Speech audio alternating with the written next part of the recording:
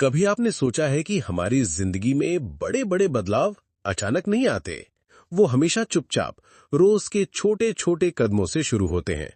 लेकिन दिक्कत यह है कि हम अक्सर इन छोटे कदमों को नजरअंदाज कर देते हैं।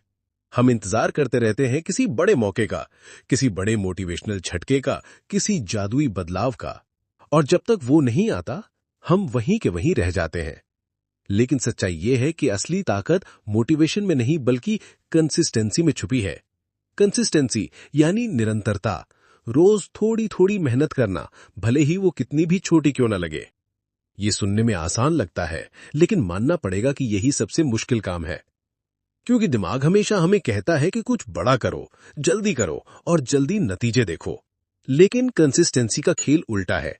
इसमें धैर्य चाहिए, भरोसा चाहिए और सबसे ज्यादा चाहिए छोटे कदमों की कद्र करना। एक कहानी याद आती है जापान की, काइज़ेन की कहानी। काइज़ेन का मतलब है लगातार सुधार, भले ही वो बहुत छोटा हो। जापान ने अपनी तबाही के बाद इसी सोच से खुद को दुनिया की सबसे बड़ी अर्थव्यवस्था में बदला। उन्होंने बड़े सपनों की जगह छोटे सुधारों पर ध्यान दिया। रोज थोड़ा बेहतर, रोज थोड़ा आगे।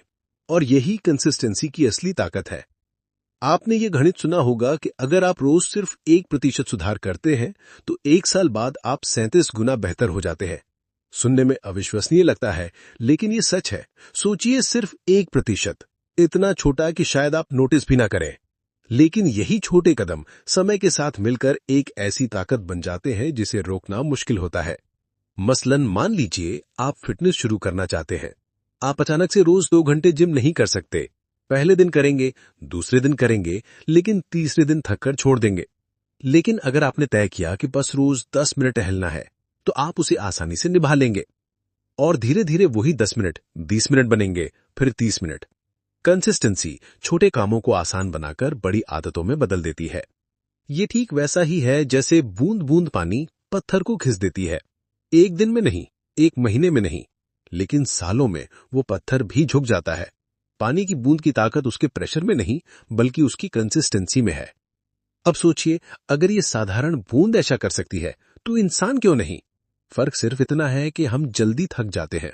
हम चाहते हैं कि मेहनत का नतीजा तुरंत दिखे। लेकिन जिंदगी का नियम है, जो चीज जल्दी मिलती है वो जल्दी चली भी जाती है। असली और स्थायी बदलाव हमेशा धीरे धीरे आता है। एक और कहानी है थॉमस एडिसन की। उन्होंने बल्ब बनाने से पहले हजारों असफल प्रयास किए। सोचिए, अगर उन्होंने 10 या 20 कोशिश के बाद हार मान ली होती, तो शायद आज हमारी दुनिया अंधेरे में होती। उनकी कंसिस्टेंसी ही थी जिसने असफलताओं को रास्ता बनाया और अंत में सफलता दी। कंसिस्टेंसी सिर्फ कामयाबी की कुंजी नहीं, ये हमारे चरित्र को भी घड़ती है।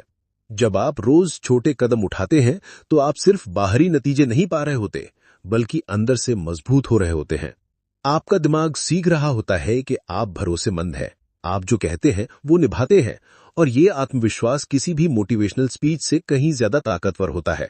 मोटिवेशन और कंसिस्टेंसी में फर्क यही है, मोटिवेशन बाहर से आता है, कंसिस्टेंसी अंदर से। मोटिवेशन एक चिंगारी है, लेकिन कंसिस्टेंसी वो ईंधन है जो आग को जलाए रखता है।